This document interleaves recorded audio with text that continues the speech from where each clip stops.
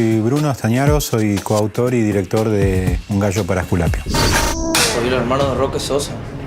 Me tenía que encontrar con él, ¿viste? Dejó de garfe. ¡No vuelvas más, hijo de puta! Vos sabés lo que querés. Sabés cómo llegar. Si no, te va a pasar lo que le pasó a tu hermano. ¿Qué es lo que le pasó a mi hermano?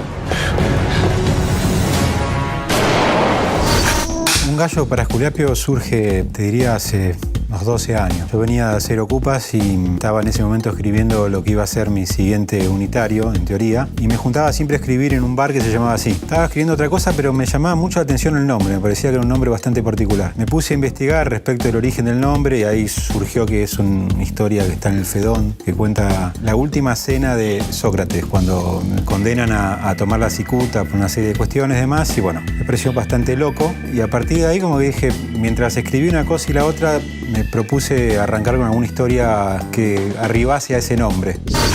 La historia principal de Un gallo para Esculapio es la historia de un pibe que viene del interior profundo con el encargo del hermano de traerle un gallito de riña al conurbano, y cuando llega, básicamente trayendo lo opuesto y el gallito se encuentra con que el hermano no aparece en el punto de encuentro.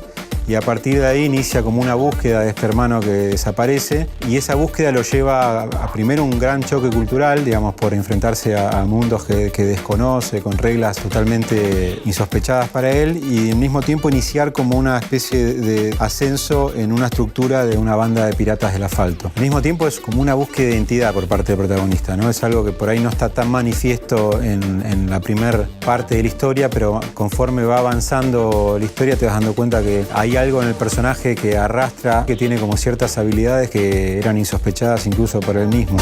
Para hacer esta serie no tuve ninguna referencia puntual en cuanto a la cuestión narrativa, pero por ahí sí en cuanto a la estética. Tenía bastante presente como cierto tipo de cine de Estados Unidos de la década del 70, bastante del 80, viste, como ese costado medio urbano del trasfondo de una gran ciudad, ¿no? Sobre todo del Ladrón, o sea, como ámbitos que yo los relacionaba mucho con el Camino de Cintura, que es donde transcurre gran parte de la historia, que para mí es como un universo geográfico que está bastante poco explorado en la narrativa y que está, a mí por lo menos me resulta muy atractivo porque tiene como esta cosa de la parte de atrás de una gran ciudad, ¿no? Y al mismo tiempo esa mezcla entre los cielos abiertos del campo cuando empiezan como a entrar en contacto con las grandes masas urbanas.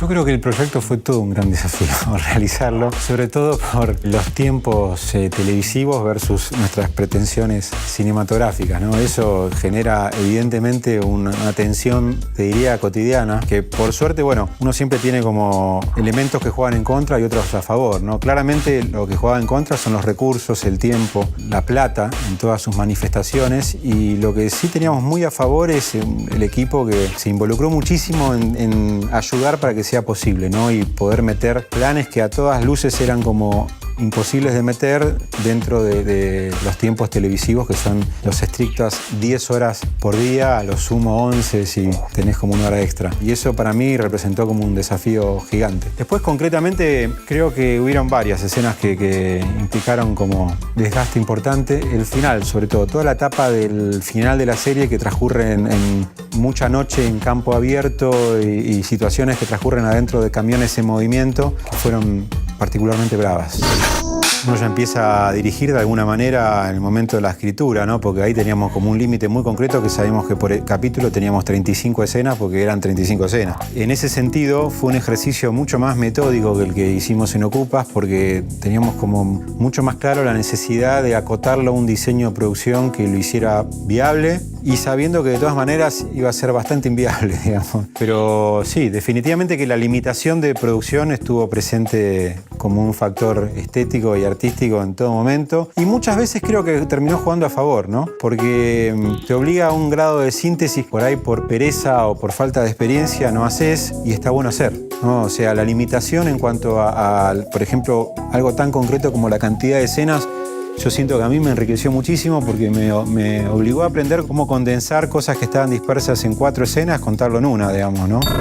Me parece que definitivamente es un momento donde está cambiando todo, ¿no? Veo como que hay como más ventanas y no están tan pendientes de algo tan inmediato como es el rating minuto a minuto y demás. En ese sentido, me parece que los productos tienen como una oportunidad mayor de generar como su público y su contacto en un ámbito como más a largo plazo. También me da la sensación que no son tantas ventanas como las deseables y eso como que te va como estandarizando un poco los productos que se buscan y los factores que inciden en que algo se produzca o no se produzca, ¿no? Como que tenés que cumplir como determinada cantidad de ítems que son esos porque los tipos lo tienen reestudiado y saben con claridad cuáles son sus consumidores y cuáles son sus preferencias. Me parece que a largo plazo va a terminar como generando menos posibilidad de la sorpresa y de cierto grado de anarquía que está bueno también.